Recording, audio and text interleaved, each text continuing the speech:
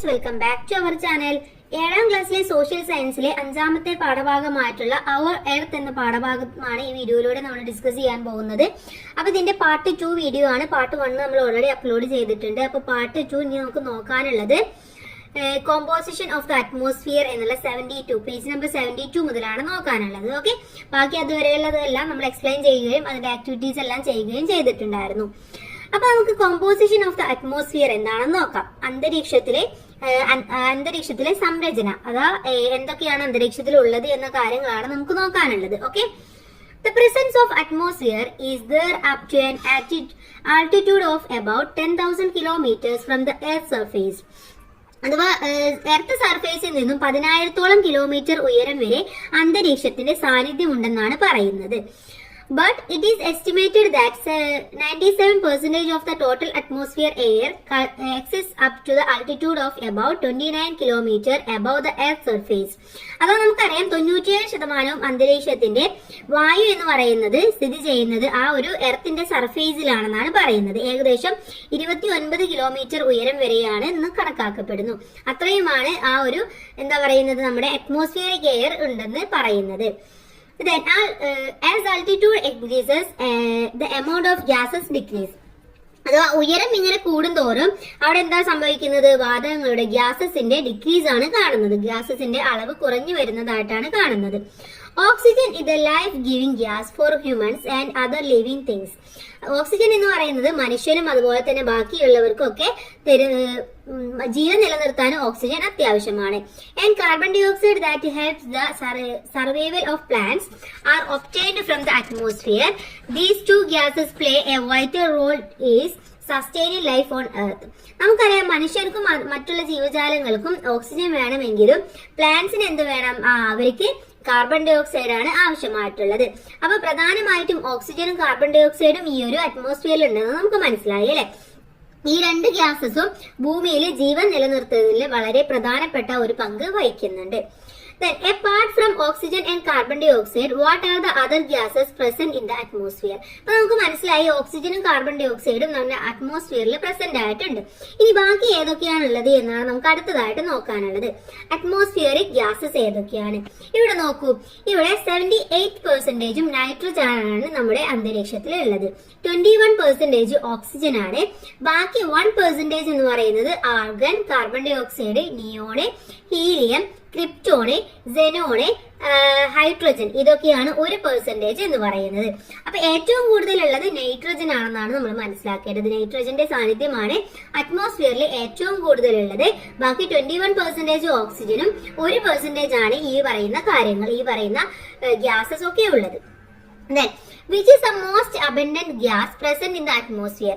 അറ്റ്മോസ്ഫിയറിൽ ഏറ്റവും കൂടുതലുള്ള വാതകം ഏതാണ്? നൈട്രജൻ ആണ് ഏറ്റവും കൂടുതലുള്ളത്. What is the combined percentage of nitrogen and oxygen to the total atmospheric composition? അഥവാ നൈട്രജനും ഓക്സിജനും കൂടി അന്തരീക്ഷത്തിലെ ആകെ എത്ര ശതമാനമാണ് ഉൾക്കൊള്ളുന്നത്? എത്രയാണ്? 99% ആണ്. 99%.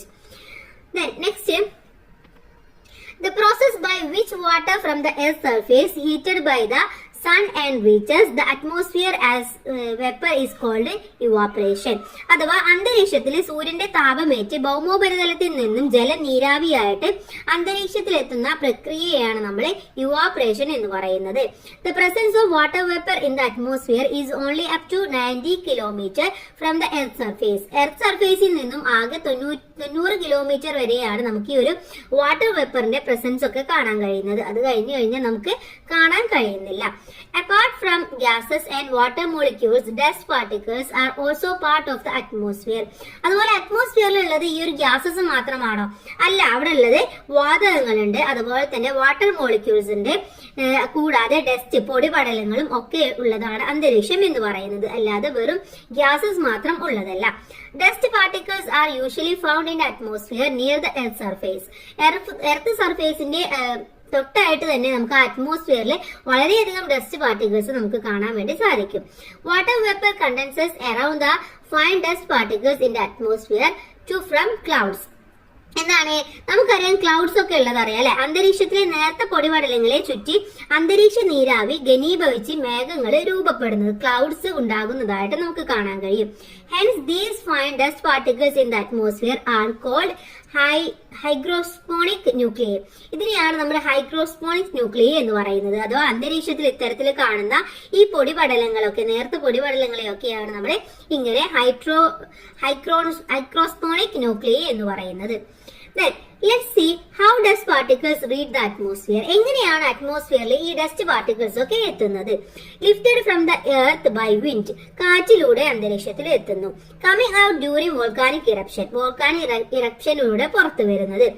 Ash produced during burning of materials, അതുപോലെ തന്നെ ഉൽക്കകളൊക്കെ കത്തുന്നതിലൂടെ വരുന്ന ചാരങ്ങൾ. പിന്നെ എങ്ങനെയൊക്കെയാണ്? Dust generated by construction activities, construction activities ഒക്കെ നടക്കുമ്പോൾ അവിടെ ഡസ്റ്റ് ഒക്കെ ഉണ്ടാവും. അതുപോലെ തന്നെ ash and dust generated by wildfires, wildfires ഒക്കെ ഉണ്ടാകുമ്പോൾ അവിടെ എന്താണ്, അവിടെ ഇതുപോലെ തന്നെ ആഷും ഡസ്റ്റും ഒക്കെ ഉണ്ടാവാനുള്ള സാധ്യതയുണ്ട്. Next one, see how atmosphere helps in the survival of life on earth. ഭൂമിയിലെ ജീവജാലങ്ങളുടെ നിലനിൽപ്പിന് അന്തരീക്ഷം എങ്ങനെയൊക്കെയാണ് പ്രയോജനപ്പെടുത്തുന്നത്? കോസസ് അറ്റ്മോസ്ഫിയറിക് ഫിനോമിന, എന്താണ്, കാലാവസ്ഥാ പ്രതിഭാസങ്ങൾക്ക് ഇത് കാരണമാകുന്നുണ്ട്. പ്രൊട്ടക്ട്സ് ഫ്രം ഹാംഫുൾ സൺറൈസ്, അതുപോലെ തന്നെ സൂര്യനിൽ നിന്ന് വരുന്ന ഹാംഫുൾ ആയിട്ടുള്ള സൺറൈസിനെയൊക്കെ സംരക്ഷിക്കുന്നു. ഇനി എന്തൊക്കെയാണ്? റെഗുലേറ്റ്സ് അറ്റ്മോസ്ഫിയറിക് ടെമ്പറേച്ചർ, അന്തരീക്ഷത്തിലെ ആ ഒരു ടെമ്പറേച്ചറിനെയൊക്കെ റെഗുലേറ്റ് ചെയ്യാൻ.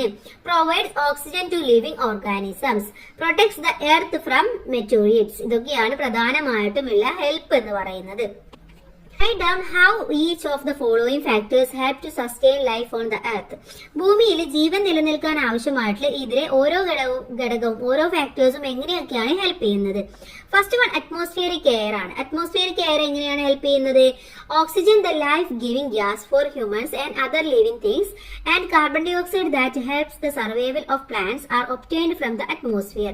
അഥവാ ഓക്സിജൻ എന്ന് പറയുന്നത് അറ്റ്മോസ്ഫിയറിക് എയറിൽ നിന്ന് കിട്ടുന്നതാണ്. അത് ഹ്യൂമൻസിനും അതുപോലെ തന്നെ ബാക്കിയുള്ള ലിവിംഗ് തിങ്സിനും ജീവിക്കാൻ ആവശ്യമായിട്ടുള്ളതാണ്. നെക്സ്റ്റ് എന്ന് പറയുന്നത് കാർബൺ ഡൈ ഓക്സൈഡ് ആണ്. അത് പ്ലാന്റ്സിനൊക്കെ കാർബൺ ഡൈ ഓക്സൈഡ് ഇല്ലാതെ ജീവൻ നിലനിൽക്കാൻ സാധിക്കില്ല. അപ്പൊ ഓക്സിജനും കാർബൺ ഡൈ ഓക്സൈഡും ഈ അറ്റ്മോസ്ഫിയറിക് എയറിൽ നിന്നാണ് കിട്ടുന്നത്. Next one water particles in the atmosphere. അറ്റ്മോസ്ഫിയറിലെ വാട്ടർ പാർട്ടിക്കിൾസ് എങ്ങനെയൊക്കെയാണ് ഹെൽപ്പ് ചെയ്യുന്നത്?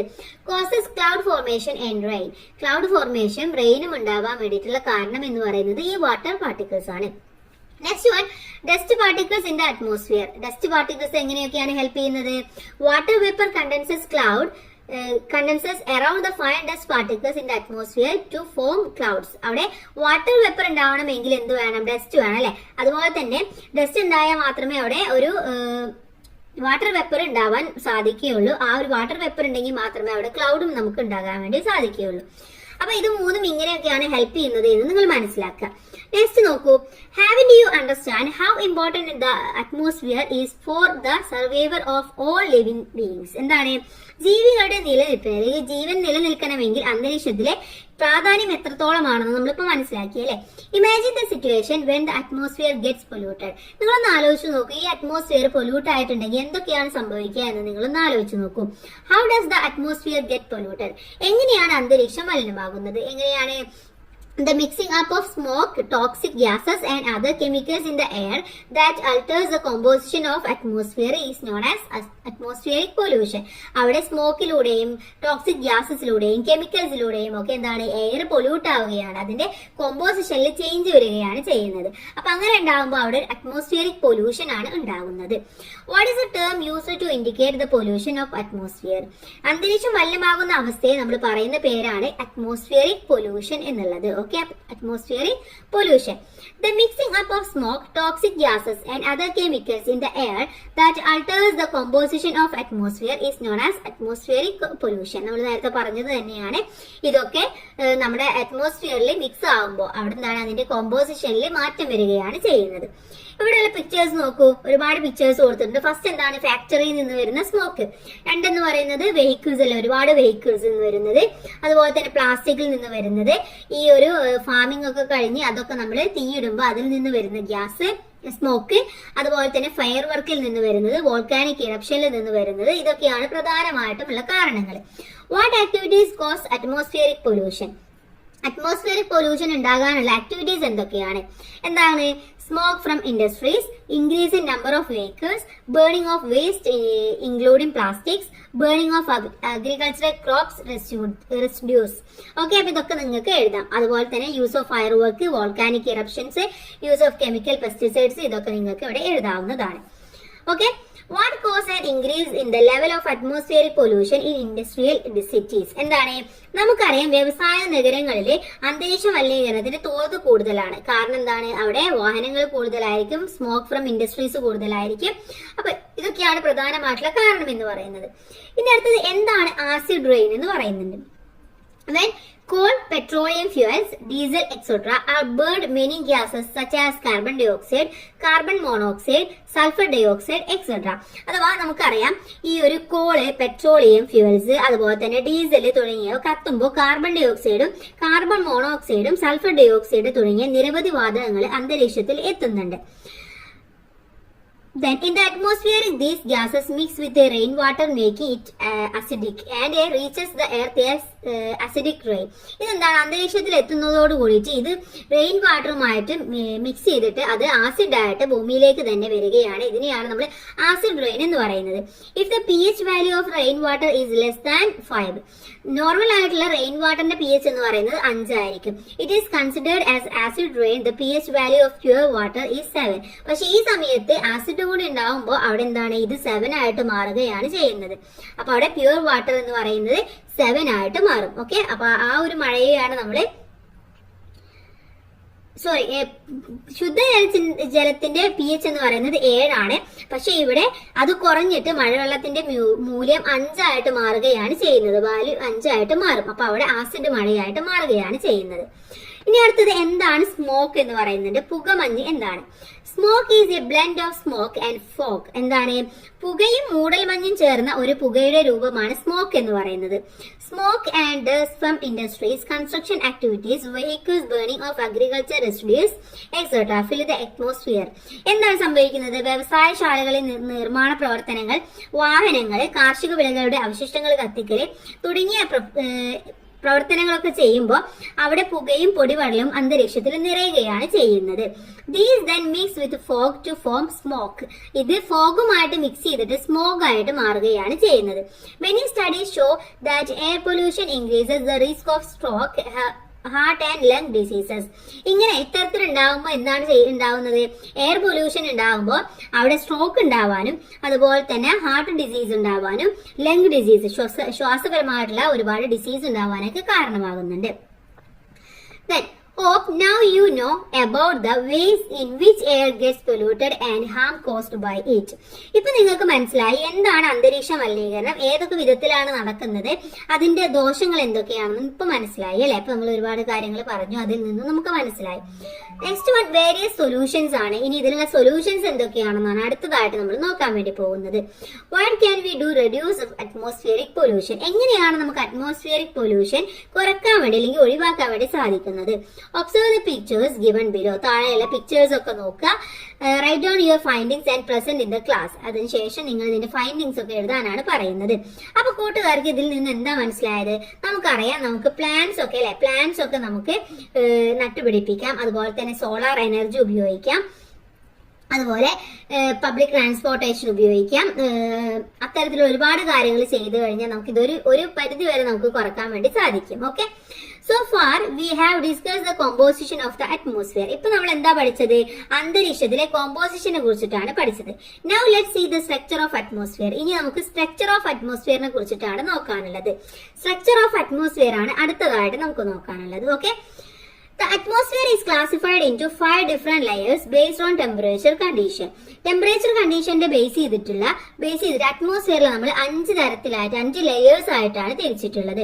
ആ ഒരു സംഭവമാണ് ഇവിടെ ഡയഗ്രം ആയിട്ട് കൊടുത്തിട്ടുള്ളത്. ഓക്കെ, അപ്പൊ ഏറ്റവും താഴെ അഥവാ സർഫേസിലുള്ളത് ട്രോപ്പോസ്ഫിയർ ആണ്. അതിന് മുകളിലുള്ളത് stratosphere, then mesosphere, then thermosphere, then exosphere. ഇങ്ങനെയാണ് നമ്മുടെ അന്തരീക്ഷത്തിലെ അറ്റ്മോസ്ഫിയറിലെ ആ ഒരു ലെയർ എന്ന് പറയുന്നത്. ഓക്കെ, 5 ലെയേഴ്സ് ആണ് ഉള്ളത്. ദെൻ ലെയേഴ്സ് ഓഫ് അറ്റ്മോസ്ഫിയർ നമ്മൾ പറഞ്ഞു, troposphere, stratosphere, mesosphere, thermosphere, exosphere. അപ്പൊ പേരുകൾ ജസ്റ്റ് ഇവിടെ എഴുതി കൊടുത്താൽ മതി. Have you identified and listed the layers of atmosphere? Now let's understand the features of each of them. ഇപ്പൊ നമുക്ക് മനസ്സിലായി 5 ലെയർ ഏതൊക്കെയാണെന്ന്. ഇനി 5 ലെയറിൽ എന്തൊക്കെയാണ് ഫീച്ചേഴ്സ് എന്ന് നമുക്ക് പഠിക്കാം. ഫസ്റ്റ് വൺ ട്രോപ്പോസ്ഫിയർ ആണ്. It is the lower most layer of the atmosphere. ഇതെന്ന് പറയുന്നത് ഏറ്റവും താഴെയുള്ള ലെയർ ആണ് ഈ ഒരു ട്രോപ്പോസ്ഫിയർ എന്ന് പറയുന്നത്. It has an average height of 30 kilometre from the earth surface. Earth സർഫേസിൽ നിന്നും 13 കിലോമീറ്റർ ഹൈറ്റിലാണ് ഇത് സ്ഥിതി ചെയ്യുന്നത്. The height range about 80 kilometre at the poles to 80 kilometre at the equator. അഥവാ ധ്രുവ പ്രദേശത്ത് ഏകദേശം 8 കിലോമീറ്ററും ഇക്വേറ്ററിൽ നിന്ന് 18 കിലോമീറ്ററും ഉയരമാണ് ഇതിനുള്ളത്. This is because the temperature is high in equatorial region.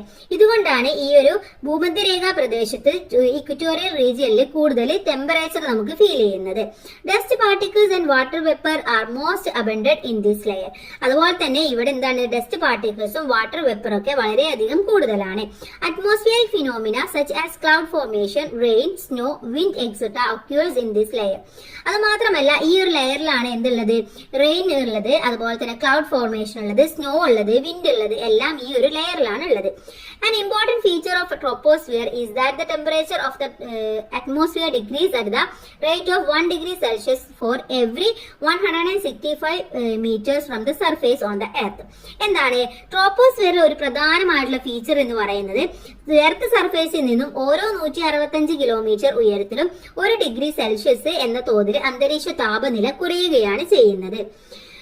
Okay, this is called normal lapse rate. ഇതിനെയാണ് നമ്മൾ നോർമൽ ലാപ്സ് റേറ്റ് എന്ന് പറയുന്നത്. നെക്സ്റ്റ് ഇവിടെ 2 ക്വസ്റ്റ്യൻസ് കൊടുത്തിട്ടുണ്ട്. Why the troposphere is called the most important layer of the atmosphere. എന്തുകൊണ്ടാണ് ഇതിനെ ഏറ്റവും important ആയിട്ടുള്ള ഒന്നാണ്, ഏറ്റവും ഇമ്പോർട്ടന്റ് ആയിട്ടുള്ള ലെയർ ആണ് എന്ന് പറയുന്നതിന് കാരണം എന്താണ് dust particles and water vapour are most abundant in this layer. Atmospheric phenomena such as cloud formation, rain, snow, wind etcetera occurs in this layer. അഥവാ ഇതിൽ എന്ന് പറയുന്നത് വാട്ടർ വേപ്പറും ഡസ്റ്റ് പാർട്ടിക്കിൾസും ഒക്കെ കാണുന്നുണ്ട്. അതുപോലെ തന്നെ cloud formation, rain, snow, wind ഇതെല്ലാം ഉള്ളത് ഈ ഒരു അറ്റ്മോസ്ഫിയറിലാണ്, ഈ ഒരു ലെയറിലാണ്. അതുകൊണ്ടാണ് ഇതിനെ മോസ്റ്റ് ഇമ്പോർട്ടന്റ് എന്ന് പറയുന്നത്. Next question, why the high altitude region like Ooty, Munnar, Kodaikanal etcetera feel cold. അഥവാ നമുക്കറിയാം വളരെ ഉയർന്ന പ്രദേശമായിട്ടുള്ള ഊട്ടി, മൂന്നാറ്, കൊടൈക്കനാൽ തുടങ്ങിയ പ്രദേശങ്ങളിലൊക്കെ നമുക്ക് അത്യാവശ്യം തണുപ്പ് അനുഭവപ്പെടാറുണ്ട് അല്ലെ. അതിന് കാരണം എന്ന് പറയുന്നത് എന്തുകൊണ്ടാണ് the temperature in the troposphere degrees at 1 degree Celsius for every 165 metres from the surface of earth. This is why high altitude region like Ooty, Munnar and Kodaikanal feel cold. എന്താണ് നമുക്കറിയാം, നമ്മൾ പറഞ്ഞു ഓരോ 165 മീറ്റർ എർത്തിന്റെ സർഫേസിൽ നിന്ന് ഉയരത്തിലേക്ക് പോകും തോറും 1 ഡിഗ്രി സെൽഷ്യസ് കുറയുന്നുണ്ട്. അപ്പൊ ഇതൊക്കെ ഹൈ ആൾട്ടിറ്റ്യൂഡ് ഉള്ള റീജിയൻസ് ആണ്. അതുകൊണ്ടാണ് ഇവിടെ നമുക്ക് കോൾഡ്, വളരെ തണുപ്പ് ഫീൽ ചെയ്യുന്നത്. അടുത്തതായിട്ട് നമുക്ക് സ്ട്രാറ്റോസ്ഫിയറിനെ കുറിച്ചിട്ടാണ് നോക്കാനുള്ളത്. It is a layer of atmosphere just above the troposphere. എന്താണ് ഈ ലെയർ എന്ന് പറയുന്നത് ട്രോപ്പോസ്ഫിയറിന് തൊട്ട് മുകളിലുള്ള ഒരു ലെയർ ആണ്. The average height is about 50 kilometres from the earth surface. Earth സർഫേസിൽ നിന്നും 50 കിലോമീറ്റർ മുകളിലാണ് ഈ ഒരു അടുത്ത ലെയർ ആയിട്ടുള്ള സ്ട്രാറ്റോസ്ഫിയർ ഉള്ളത്. In the stratosphere the temperature increase after ഈ സ്പെസിഫിക് ഹൈറ്റ്. ഒരു സ്പെസിഫിക് ആയിട്ടുള്ള ഹൈറ്റ് കഴിഞ്ഞു കഴിഞ്ഞാൽ ഇവിടെ ടെമ്പറേച്ചർ കൂടുന്നതായിട്ട് നമുക്ക് കാണാം. The ozone layer is in the stratosphere. Ozone layer എന്ന് പറയുന്നതും ഈ സ്ട്രാറ്റോസ്ഫിയറിലാണ് കാണപ്പെടുന്നത്. It stands at an altitude of about 25 kilometre from the surface. അഥവാ സർഫേസിൽ നിന്നും ഏകദേശം 25 കിലോമീറ്റർ ഉയരത്തിലാണ് ഇത് നിലകൊള്ളുന്നത്, ഈ ഓസോൺ ലെയർ നിലകൊള്ളുന്നത്. Ozone, earth shield. എന്താണ് ഓസോൺ എന്ന് പറയുന്നത്? ഭൂമിയുടെ ഒരു എർത്ത് ഷീൽഡ് ആണെന്ന് നമുക്ക് പറയാം.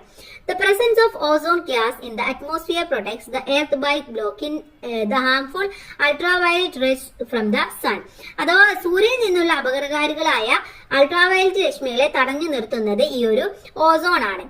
Okay, then if ultraviolet rays reach the earth's surface at an increased rate is harmful to living organisms and ecosystem.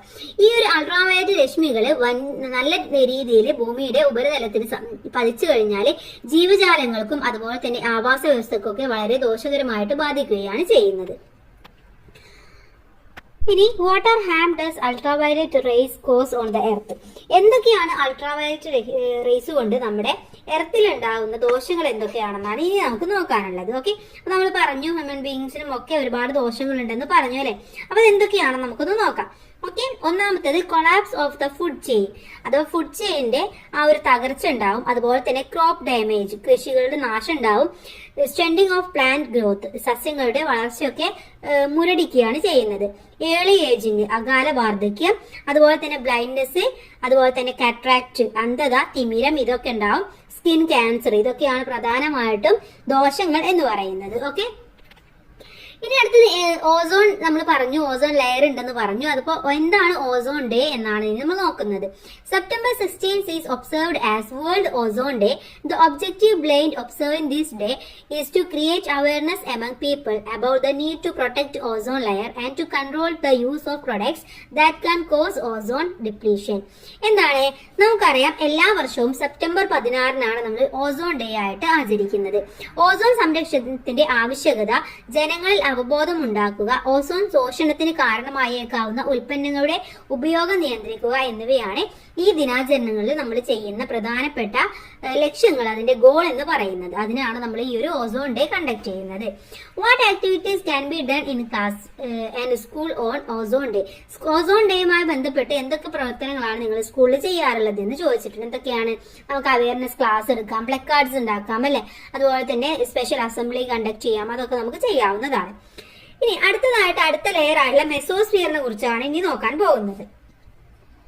This atmospheric layer extends from about 50 km to 80 km above stratosphere. സ്ട്രാറ്റോസ്ഫിയറിൽ നിന്നും ഏകദേശം 50 kilometre മുതൽ 80 kilometre വരെയുള്ള ഒരു സ്ഥലത്താണ് ഈ ഒരു mesosphere എന്ന layer ഉള്ളത്. The phenomenon of decrease in temperature with the increase in height is present in this layer also. ഇവിടെ എന്താണ്, ഈ പാളിയിൽ ഉയരം കൂടുന്തോറും താപം കുറയുന്നതായിട്ടാണ് നമുക്ക് കാണാൻ വേണ്ടി സാധിക്കുന്നത്. Then, at an altitude of about 80 km from the surface, the temperature drops to 100 degrees Celsius. ഇവിടെ എന്ന് പറയുന്നത് നമുക്കറിയാം, ഭൗമോപരിതലത്തിൽ നിന്ന് ഏകദേശം 80 കിലോമീറ്റർ ഉയരത്തിലെത്തുമ്പോഴേക്കും അവിടുത്തെ താപനില എന്ന് പറയുന്നത് -100 ആയിരിക്കും. ഓക്കെ, -100 ഡിഗ്രീസ് താഴുന്നതായിട്ട് നമുക്ക് കാണാൻ വേണ്ടി സാധിക്കും. The lowest temperature in the atmosphere is experienced here. ഇവിടെയാണ് ഈ ഏറ്റവും കുറഞ്ഞ താപനില നമുക്ക് അനുഭവപ്പെടുന്നത്. Most of the meteors that enter the earth surface burn down in this layer. ഇവിടെയാണ് പ്രധാനമായിട്ടും ഉൽക്കകളൊക്കെ വരുമ്പോൾ മിക്ക ഉൽക്കകളും അവിടെയാണ് കത്തിയിട്ട് ബേൺ ചെയ്തിട്ട് ഡൗൺ ആയിട്ട് പോകുന്നത്. ഓക്കെ, കത്തിച്ചാരമാവുന്നത് ഈ ഒരു പാളിയിൽ, ഈ ഒരു ലെയറിൽ വെച്ചിട്ടാണ്. നെക്സ്റ്റ് വൺ തെർമോസ്ഫിയർ ആണ്. The thermosphere is the layer of atmosphere that lies about 80 to 400 kilometer above the mesosphere. മെസോസ്ഫിയറിൽ നിന്നും 80-400 കിലോമീറ്ററിന്റെ ഉള്ളിലാണ് ഈ ഒരു തെർമോസ്ഫിയർ കാണുന്നത്. The temperature increases with an increase in altitude. ഇവിടെ എന്താണ്, ഇവിടെ ഉയരം കൂടുന്തോറും താപനില കൂടി വരികയാണ് ചെയ്യുന്നത്. The lower part of the thermosphere is called the ionosphere. ഇവിടുത്തെ ഈ ഒരു ലോവർ പാർട്ടിലെ തെർമോസ്ഫിയറിനെ നമ്മൾ അയനോസ്ഫിയർ എന്നാണ് വിളിക്കുന്നത്. എന്താണ് അയനോസ്ഫിയർ എന്ന് വിളിക്കാനുള്ള കാരണം? At an altitude of about 80 to 400 kilometre in the atmosphere, intense solar radiation such as ultraviolet, X rays etcetera convert the gas molecules into ions. അഥവാ അന്തരീക്ഷത്തിൽ ഏകദേശം 80 മുതൽ 400 കിലോമീറ്റർ വരെ ഉയരത്തിലെ അൾട്രാവയലറ്റ്, എക്സ്റേ തുടങ്ങിയ തീവ്ര സൂര്യരശ്മികൾ വാത തന്മാത്രകളെ അയോണുകളാക്കി മാറ്റുന്നുണ്ട്. അപ്പോൾ this process is called ionisation and the region where this process takes place is called ionosphere. അപ്പൊ ഈ ഒരു പ്രോസസ്സിനെയാണ് നമ്മൾ അയനോസേഷൻ എന്ന് പറയുന്നത്. ഇത് നടക്കുന്ന റീജിയനെ നമ്മൾ അയനോസ്ഫിയർ എന്നും പറയുന്നു. Iron can conduct electricity. Radio waves are electromagnetic waves. Therefore, this region enable long distance transmission of radio waves. ഇവിടെ എന്താണ് ചെയ്യുന്നത്? ഈ അയണുകൾ വളരെ പെട്ടെന്ന് തന്നെ വൈദ്യുതിയെ കടത്തിവിടുന്നുണ്ട്. റേഡിയോ തരംഗങ്ങൾ വൈദ്യുത കാന്തിക തരംഗങ്ങളാണ്. അതുകൊണ്ട് ഈ മേഖല റേഡിയോ തരംഗങ്ങളുടെ പ്രക്ഷേപണം നടത്തുന്ന മേഖലയായിട്ടാണ് നമ്മൾ ട്രാൻസ്മിഷൻ നടത്തുന്നത് ഈ അയനോസ്ഫിയറിൽ വെച്ചിട്ടാണ്. ഇനി നെക്സ്റ്റ് വൺ എക്സോസ്ഫിയർ ആണ്. Okay, it is upper most layer of the atmosphere. ഇതെന്താണ്? അന്തരീക്ഷത്തിലെ ഏറ്റവും മുകളിലുള്ള പാളിയാണ്, ഏറ്റവും മുകളിലുള്ള ലെയർ ആണ് ഈ ഒരു എക്സോസ്ഫിയർ എന്ന് പറയുന്നത്. The presence of air molecules in the exosphere which lays about 400 kilometers from the surface gradually decreases and the layer become a part of the outer space. എന്താണ് ഇവിടെ 400 മീറ്ററിന് മുകളിൽ സ്ഥിതി ചെയ്യുന്ന എക്സോസ്ഫിയർ എന്ന അന്തരീക്ഷം ലെയറിലെ വായു തന്മാത്രകളുടെ സാന്നിധ്യം ക്രമേണ കുറഞ്ഞ് ബഹിരാകാശത്തിന്റെ ഭാഗമായിട്ട് മാറുകയാണ് ചെയ്യുന്നത്. Okay, The next one, prepared identity card as the model given below by including the characteristics of the atmosphere. Earth atmosphere അഥവാ ഇപ്പൊ നമ്മൾ ഒരുപാട് 5 ലെയേഴ്സിനെ കുറിച്ചിട്ട് പഠിച്ചു. അപ്പൊ ഇതുമായിട്ട് ബേസ് ചെയ്തിട്ട് ഒരു ID കാർഡ് പോലെ ഉണ്ടാക്കാനാണ് പറയുന്നത്. Name of the atmospheric layer, ഏതെങ്കിലും ഒരു ലെയറിന്റെ പേര് എഴുതാം. എന്നിട്ട് altitude from the earth surface, ഭൗമോപരിതലത്തിൽ നിന്നുള്ള ഉയരം എത്രയാണ്, ആൾട്ടിറ്റ്യൂഡ് എത്രയാണെന്ന് എഴുതുക. ദ ചേഞ്ച് ഓഫ് ടെമ്പറേച്ചറിൽ ഉണ്ടാകുന്ന ചേഞ്ചസ് എന്താണെന്ന് എഴുതുക. അതർ ഫീച്ചേഴ്സും എഴുതുക. അപ്പൊ ഓരോന്നിന്റെയും 5 എണ്ണത്തിന്റെയും നിങ്ങൾ ഇതുപോലെ ഒരു ഐഡന്റിറ്റി കാർഡ് തയ്യാറാക്കാനാണ് പറയുന്നത്. Okay, next, the atmospheric layer and the features are given below, match them accordingly. താഴെ തന്നിട്ടുള്ളത് 5 അറ്റ്മോസ്ഫിയറിക് ലെയറും അതിന്റെ ഫീച്ചേഴ്സുമാണ് തന്നിട്ടുള്ളത്. അത് കറക്റ്റ് ആയ രീതിയിൽ നിങ്ങളെടുത്ത് മാച്ച് ചെയ്യാനാണ് പറഞ്ഞിട്ടുള്ളത്. ഓക്കെ, അപ്പൊ നമുക്ക് നോക്കാം. ഫസ്റ്റ് വൺ ഇവിടെ കൊടുത്തിട്ടുള്ളത് എക്സോസ്ഫിയർ ആണ്. എക്സോസ്ഫിയറുമായിട്ട് ബന്ധപ്പെട്ടത് ഏതാണെന്ന് പറയാം. Air molecules gradually reduce and dissolve into space എന്നുള്ളതാണ്. Okay, air molecules gradually reduce and dissolve into space. Next one thermosphere ആണ്. തെർമോസ്ഫിയറുമായിട്ട് ബന്ധപ്പെട്ടത് located at an altitude of 80 to 400 kilometre എന്നുള്ളതാണ്. നെക്സ്റ്റ് വൺ മിസോസ്ഫിയർ ആണ്. മിസോസ്ഫിയറുമായി ബന്ധപ്പെട്ടത് 2 എണ്ണം ഉണ്ട്. ഒന്ന് the layer with the lowest temperature എന്നുള്ളതും അതുപോലെ തന്നെ the layer where meteors burn to ash എന്നുള്ളതുമാണ്. ഇനി അടുത്ത സ്ട്രാറ്റോസ്ഫിയർ ആണ്. സ്ട്രാറ്റോസ്ഫിയറുമായി ബന്ധപ്പെട്ടത് temperature increases with increase in altitude എന്നുള്ളതാണ്. അതുപോലെ തന്നെ മറ്റൊരെണ്ണം ഉള്ളത് zone where ozone is present എന്നുള്ളതാണ്, ഓസോൺ കാണപ്പെടുന്നു എന്നുള്ളത്. ലാസ്റ്റ് വൺ ട്രോപ്പോസ്ഫിയർ ആണ്. ട്രോപ്പോസ്ഫിയറുമായി ബന്ധപ്പെട്ടത് ആകെ ഒന്നാണ്. The layer in temperature decrease at a certain range according to the increase in height. Okay, അപ്പൊ ഇത്രയുമാണ് നമ്മുടെ ഒരു പാഠഭാഗം എന്ന് പറയുന്നത്. We have discuss the earth's interior, atmospheric layers and their characteristics in detail. അഥവാ നമ്മൾ ഈ പാഠഭാഗത്ത് എന്തൊക്കെയാണ് പഠിച്ചത്? എർത്തിന്റെ ഇന്റീരിയറിനെ കുറിച്ചിട്ട്, അറ്റ്മോസ്ഫിയറിനെ കുറിച്ചിട്ട്, അറ്റ്മോസ്ഫിയറിക് ലെയറിനെ കുറിച്ചിട്ട്, അതിന്റെ ക്യാരക്ടറിസ്റ്റിക്സ് അല്ലെങ്കിൽ ഫീച്ചേഴ്സിനെ കുറിച്ചിട്ടൊക്കെ ഡീറ്റെയിൽ ആയിട്ട് പഠിച്ചു. Atmospheric and terrestrial features play a crucial role in enabling the surface of flora and a fauna on the earth. അഥവാ ഭൂമിയിലെ സസ്യജന്തുജാലങ്ങളുടെ നിലനിൽപ്പ് സാധ്യമാകുന്നത് അന്തരീക്ഷത്തിന്റെയും അതുപോലത്തെ എർത്ത് സർഫേസിന്റെയും ഫീച്ചേഴ്സ് അനുസരിച്ചിട്ടാണ്. അതിന്റെ വളരെ പ്രധാനപ്പെട്ട ഒരു പങ്ക് വഹിക്കുന്നത് എർത്തിന്റെ സർഫേസും അതുപോലെ തന്നെ അറ്റ്മോസ്ഫിയറുമാണ്. ഓക്കെ, ഇത്രയുമാണ് നമ്മുടെ ഒരു പാഠഭാഗം. ഇതിലെ എല്ലാ കാര്യങ്ങളും നമ്മൾ നോക്കി. ഇതിലെ എക്സ്റ്റെൻഡഡ് ആക്ടിവിറ്റീസ് ഉണ്ട്. Prepare A model of the earth surface structure and display in the social science lab. അഥവാ നിങ്ങളുടെ അടുത്ത് ഭൂമിയുടെ സ്ട്രക്ചർ ഒന്ന് ഉണ്ടാക്കാനാണ്, മോഡൽ ഉണ്ടാക്കിയിട്ട് അത് നിങ്ങളുടെ സോഷ്യൽ സയൻസ് ലാബിൽ ഡിസ്പ്ലേ ചെയ്യാൻ പറയുന്നുണ്ട്. With the help of internet prepare slides and explain the structure of features of the earth. എർത്തിന്റെ ഫ്യൂച്ചേഴ്സിന്റെ അതിന്റെ സ്ട്രക്ചറിനെ കൂടി എക്സ്പ്ലെയിൻ ചെയ്യുന്ന സ്ലൈഡ്സ് ഉണ്ടാക്കാനാണ് പറയുന്നത് ഇന്റർനെറ്റിന്റെ ഹെൽപ്പോട് കൂടിയിട്ട്. Prepare N essay on atmospheric structure and it's features and present it in the class. അതുപോലെ തന്നെ അന്തരീക്ഷത്തിന്റെ ഘടന, അതിന്റെ ഫീച്ചേഴ്സ് എന്നിവ ഉൾപ്പെടുത്തി ഒരു എസ്സേ പോലെ ഉണ്ടാക്കാനാണ് പറഞ്ഞിട്ടുള്ളത്. ഓക്കെ,